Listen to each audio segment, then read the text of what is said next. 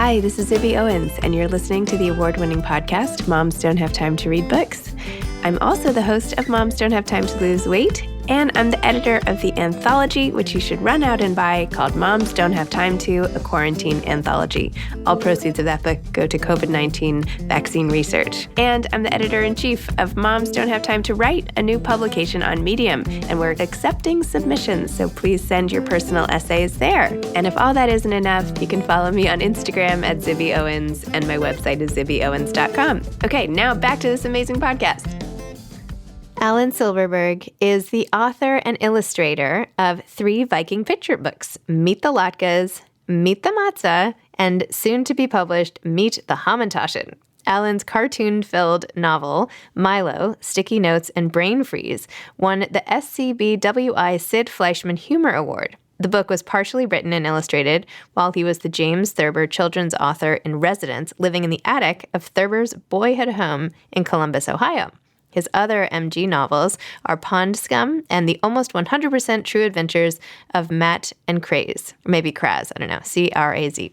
In a former life, Alan has written and created TV shows for Nickelodeon, Disney, and a bunch of companies not named until the checks clear. The only known person with a BA in cartoon communication education, Alan also has a Master's of Education from Harvard's Graduate School of Education. Alan escaped perhaps to Montreal and is happy to be there with his wife and dog Zeus. Welcome, Alan. Thank you so much for coming on Moms Don't Have Time to Read Books. It is a pleasure to be here in this new year. New things are happening. Yes. I don't know what to say about today.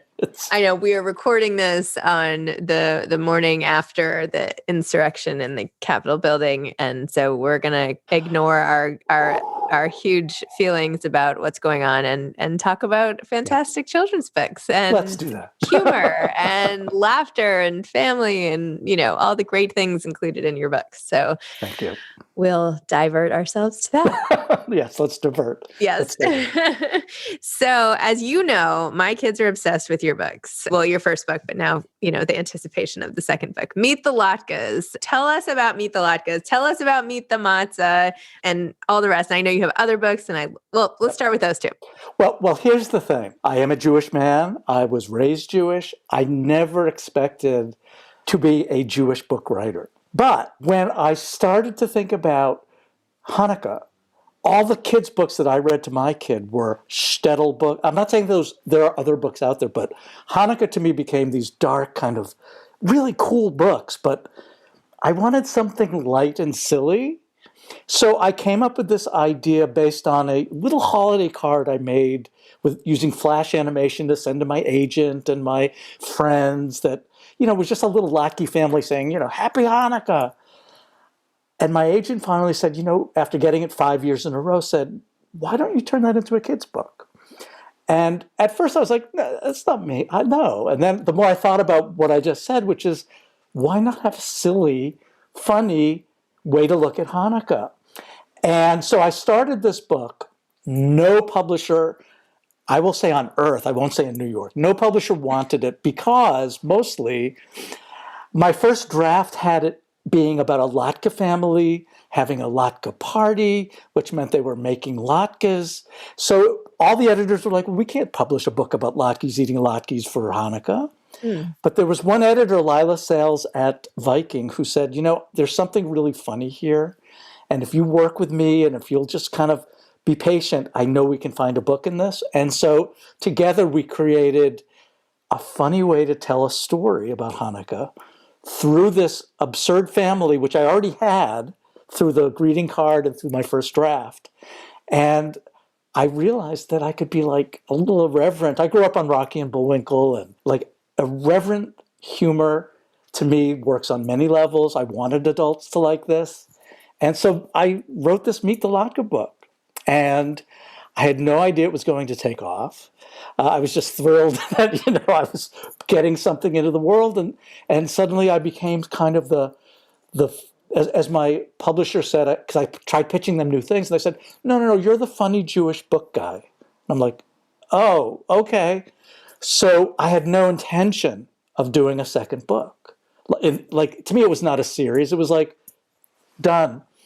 But once they said to me, you're the funny Jewish holiday guy, I started ruminating, and Passover seemed like the next sort of holiday to do, but I had no idea for it. And one thing was clear, the format for Meet the Latkes is Grandpa Latke comes into the family. It's a family story. And the grandfather tells a tall tale about, as he would say, Hanukkah. And it's up to the family dog to dispel his story and get the real story out. I didn't want to do another like Matzah family. And I had no idea what to do until it popped into my head the name Alfie Komen. And I was like, for anyone who's not Jewish listening to this, and I know you're there, in Passover, the holiday we're talking about, one of the rituals, and I'm sure as a kid you hunted your home for the afikomen, is to take one of the ceremonial matzah and you break it in half, and one half gets hidden, and later in the Seder, which is the meal, the kids go look for that. Anyway, I loved the idea of a character called Alfie Komen. And once I had that idea in my head, I pitched them the idea of making it a school story where Alfie Komen is a kid who loves to hide and hides. It's his escape mechanism. And he's charged with telling the Passover story, but the school bully, who's also, everybody's bred at this school. So Loaf, the school bully, takes over Alfie's story and takes the class on this wild Passover story that Alfie gets to correct. So I loved it. I loved it. The editors loved it, and it's coming out this spring, and I'm very excited about it. You were one of my first readers. I'm so honored. I loved it. It's different enough. It has like the same sensibility as you were saying, but a different, more jokes, more clever things hidden in there, a different story. Loved it. Fantastic. Well, humor is so important. And I you have younger kids. My kid is all grown up, but you have younger kids, and when you are laughing along with them, reading a book, there's such a wonderful connection. And that's something that I always had with my son when he was growing up and we were reading books. And I like funny. I mean, I won a humor award for, the Milo book. So funny is kind of in here, and it's important. I totally. And healing. Especially around holidays, which, as you said, a lot of the picture books are very didactic and trying to teach you. Yeah. And, they're not history books per se, but they're not fun. And you're like, it's like, okay, so holidays coming. And so I go to like that section of my bookshelf, if they're actually organized, and pull them down, and I'm like, all right, guys, now we're reading about this. And now finally there's these new entrants that are bright and cheerful and clever. And it's just great. Not to say anything negative about the other ones. No, of course not. There's a place for all of those. All those books are really, every book that talks about diverse holidays in any way, I don't care how you do it, it's important.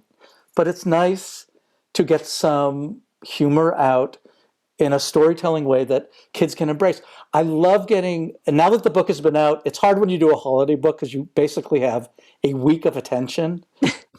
And then it's like, so I've had 3 weeks of attention because it's been out for 3 holidays. So I'm now getting a lot of really positive feedback from like families. This is our family holiday book. Or parents write me and say, my 4th grader takes this book into the 2nd grade and reads to them. And like, what is better? What is better for an author? What you have to do now is write one about Shabbat, because then it's every week. All right, hold on. Seriously? I thought maybe you had it. You were going to No, actually. But I might as well say it. I am working on the 3rd in the series, which will be out next spring, which is Meet the Hamantash. So I have a Purim story, totally different setup. It's 3 Hamantashen detectives who have to solve the missing Purim story, and they go to a party and they think everything is happening for real, but they have to piece together all the clues to create a Purim story. Interesting. Yeah. Well, then maybe after that you could do Meet the Challah. All right, we'll talk. We'll work something out afterwards. Okay. But this is not all you do. You sent me your book at a very important, sad time for me about what was clearly your own experience Right. masked in middle grade fiction, which was so, I have not stopped thinking about your own story. Tell listeners a little more about that book. Sure. And how you channeled your own childhood loss of your mom into this beautiful middle grade Thank you. novel. First of all, I know this has been a really tough, forgetting COVID, I know it's been a very tough time for you. And every time you post, because your heart is like out there always, I just feel you. And I think that's what inspired me. I wanted to write to you, and just knowing that the book that I wrote called Milo, Sticky Notes and Brain Freeze was like 10 years old or 8 years old. I just wanted to reach out to you and say, moms don't have time to grieve. And I get you. I get the pain that is. So my background is basically in children's television, and this leads to it, really. And no, go from the beginning. How did you start from the beginning of your career here? So I worked in children's television for years, working for Nickelodeon and Disney and all those folks. And once I had a kid, and my wife and I read to him constantly, the storytelling I was doing, as my wife would say, was mostly on the page of my scripts. Like, all the description in my scripts was so beautiful. She said, why don't you start thinking about writing a book? And I had a kid, and we loved reading. And so I transitioned slowly into writing a middle grade novel. And the first middle grade novel was called Pond Scum, and it did okay. But it was a funny book about transformation of a kid who's lonely in the woods and turns into animals he touches. Anyway, it published. I was now an author. Time for my second book. What do I do? And I was having a very hard time coming up with an idea.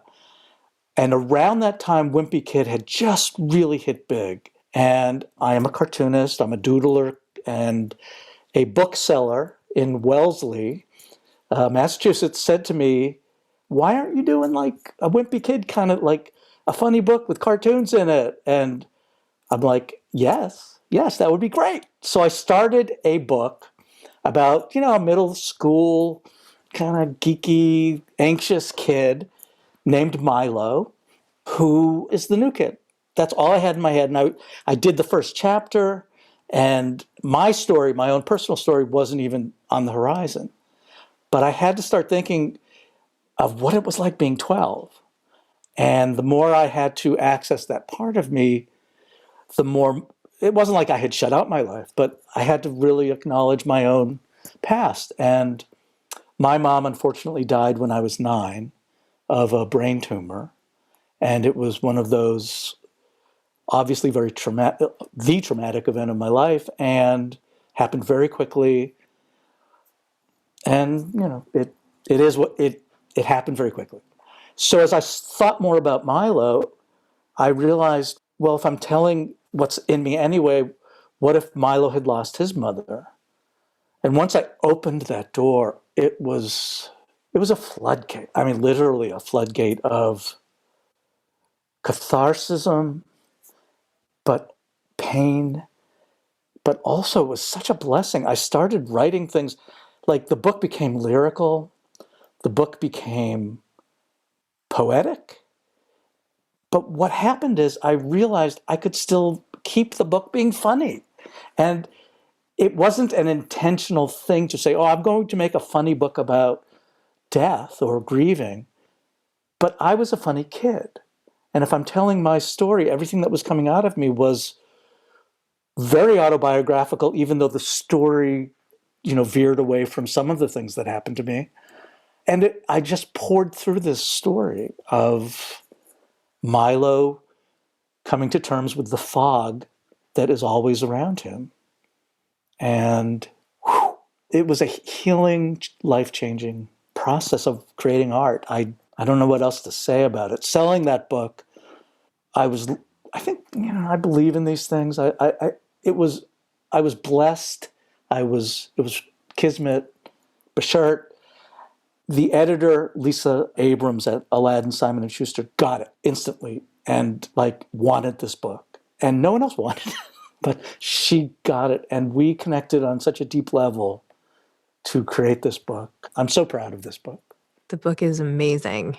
And Thank you. not least of which, you can tell that it's real emotion. That's why when I didn't even know your backstory, when I read it, I was like, oh my gosh, this had to have happened to him. Like, it's too real. There's no way you could imagine. And then that sort of the authenticity that comes through every page, it's, it's like your heart is out there as well. The reader is just immediately bonded to you and, Milo by association, what happens in his journey. And, it's hard for kids that age to put their feelings into words, right? And express. And it's hard even as a parent sometimes to connect with your child who's going through something like that in their own liminal brain space, right?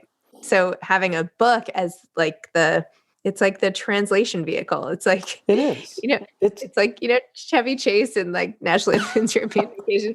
We like had that translator on the plane, like souffle means souffle. It's like one of those old fashioned machines where you would type in a word and get something else. So it's almost like the translator of grief and from childhood to adulthood, the intermediary, if you will. And that's a tough age because it's an age that often, I think, with grief, and I grew up in a different time. So grief for my father, was, you're okay. Everything's fine. And it really, I see now kids who have lost a parent in more recent years, and the surviving parent is looking at therapy, is looking at, and I'm not saying that across the board. It's there is no one size fits all, but it's traumatic. And when you have something traumatic happen, it affects a kid, and that kid needs something, whether it's therapy or talk or love or understanding. And that's what I hoped the book would do. Or cartoon latkes. Who knows? Well, that's it.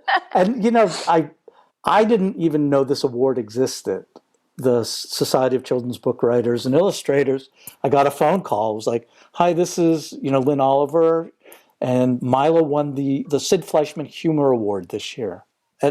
For a book about a mom's death to win the Humor Award was the biggest, it was exactly what I wanted. I wanted to use humor to really look at something so heartfelt and deep. It was quite an honor. It's well-deserved honor. And I really think humor does have such a role in grief. I mean, it doesn't stop just because the huge sadness has to be tempered by the absurdity of some of the moments. And I think a lot of books by, memoirs about grief, for instance, that I've been reading lately, include all these absurd, funny moments because you have to laugh, right? I mean, even when my husband and, the grief of his mom, there were so many times he and his sister and I were like hysterically laughing within days after and then feeling bad. And it's like, no, this is part of it. Like all your the range of emotions don't stop. You still have the full gamut. It's just different pieces sort of have highlights on them at different times. So, and they don't stop. They rumble forever. And it's a question, I think, of how you feel during those rumbles. And if you giggle during a rumble, that just means you're remembering something that's really sweet, I think. Well, I'm sorry that happened to you in your life and the pain of that. I feel awful for you and your family, and I'm sorry that happened. So, but I am glad that you turned it into a book that the rest of us can take. When I do school visits or someone writes me and says, I remember one particular, right when the book came out, a girl walked up to me very shyly and quietly, just wouldn't look at me, but said, I lost my mom too. And just to know that she was able to say that to me meant that she was able to talk about it and that the book touched her in a way that was part of my intention. Wow. So going back to your career for 2 seconds. So you finished Milo, you win this award, and then what happened? So I win this award, and then the pressure's on for what's the next book. And I didn't want to do anything remotely heartfelt, which may have been a mistake. Maybe I should have stayed with that, pushing those strings. So I wrote a middle grade novel called they changed the title. So The Almost 100% True Adventures of Matt and Kraz, which is the same vein of a book with cartoons all through it. And it's the story of two best friends who are the school cartoonists, but they want to be better, and they find a way into getting a magic pen that turns everything they draw into reality. So their whole world is a be careful what you wish for story, and their whole world gets turned upside down by themselves, and they have to figure out how to fix it and save their friendship and save the school and the world. And so it's just a silly book. And it's also filled with heartfelt things. There are parent problems, there are sibling problems, but it's a little bit more silly. And then that led, then I took a break to go back into TV, and then I went to the picture books. The piece I didn't say about the Latka book, which was the first book of the picture books, grief is tied into that as well, because I lost my sister about 6 years ago. And it was at a point where I was doing another TV job, and I won't lie and say that I will tell you I hated it, and I was miserable, and I was making okay money. And I kept thinking I want to do something for myself. I need to do something. Life is short. I can't do this. And with the support of my lovely wife, who's like, life's too short. I quit that job. And you don't quit these jobs, but I quit the job and poured myself into getting the Latka book ready to try to sell it. And great decision. But it came from wanting to give myself something. Wow. Yeah. And giving everybody else. Again, it's like... Well, it eats itself as it goes in a circle. Wow. So having done all these different types of writing, from TV, cartoons, writing, and drawing. I mean, you're not just a writer, right? Artistic expression, I would say. What advice would you have to somebody who's starting out, perhaps, or who's struggling to be a writer, or who wants to tell a story or can't find their way in, or any of that? What would you say? Well, first of all, finding your way in, that's a great way to put it. It's a tough way to get in. Getting in is hard. And I think I would always say to anybody, it sounds a little pat, but don't give up. Don't give up. Believe in what you're trying to do, and keep reaching out to other people, and keep looking for openings, and keep getting used to the word no, because you're going to get a lot of no's. And I say this to the third graders, but it only takes one yes. And I believe in talent, and I believe in storytelling, and I believe it's not magical. I don't believe there's a way to get published or a way to get a job, but I do believe if you believe in yourself. You also have to work at it. It's not like things happen because I want it to happen. I do believe a little of that, but you also have to kick at the doors and reach out to people.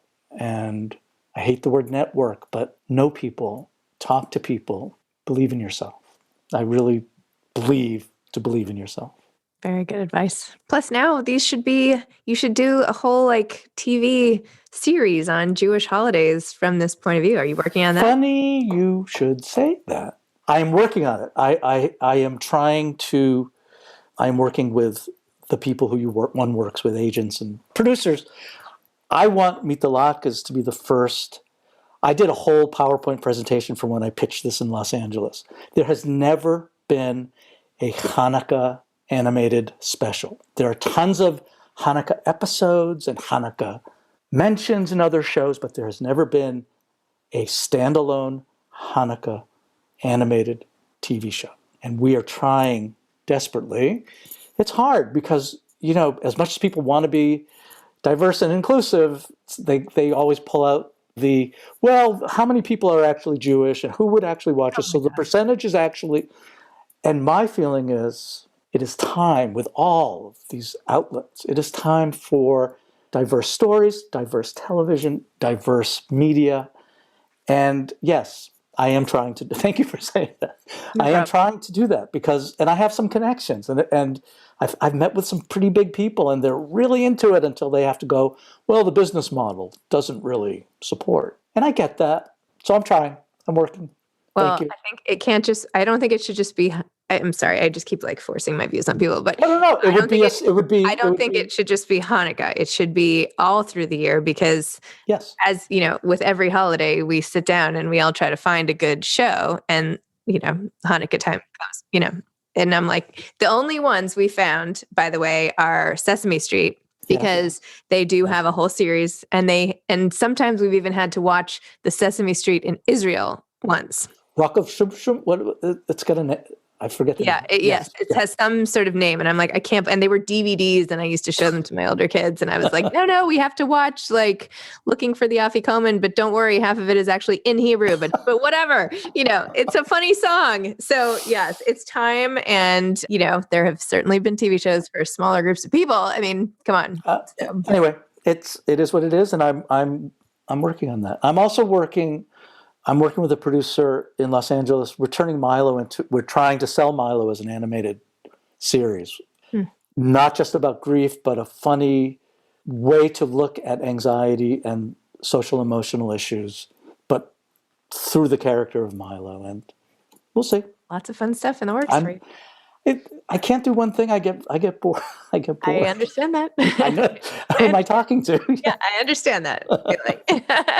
Well, it was great talking to you, especially today. And I am so excited for all that's coming and to have a hard copy of Meet the Matzahs this spring. And, you could almost even hide the book. Oh, I forgot to show you. Somebody for the holidays sent me a matzah. Oh my gosh, those are amazing. So I'm pitching now that all books should come with matching masks, at least for the next year. Oh, I like it. Just a thought. But get a little pouch to put the book in. Ooh. And then instead of the matzah, you have a matzah pouch, and then you could hide the actual book. Okay, we'll talk offline. Okay, I'll stop. I just want to thank you, Zibby. I want to thank you. We kind of found each other through connections of friends and stuff, and I just really appreciate you. I love how hard you work and how dedicated you are to caring about people and caring about books and caring about yourself and your family. Oh, thank you. That's really nice. Well, I'm glad our paths have crossed. I am too. And COVID ruined it, but I still will come to your house at some point and we will make latkes.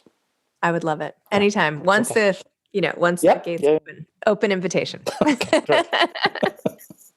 All right. Have a great day, Alan. Thanks, Zibby. Bye. Bye. Thanks for listening to this episode of Moms Don't Have Time to Read Books. Don't forget to follow me on Instagram at Zibby Owens and at Moms Don't Have Time to Read Books. Also sign up for my newsletter at zibbyowens.com and sign up for my virtual book club and meet lots of authors on Zoom every other week. Thanks so much to Steve and Ryan at Texture Sound for the sound editing. And thank you to Morning Moon Productions for providing this fantastic intro and outro music.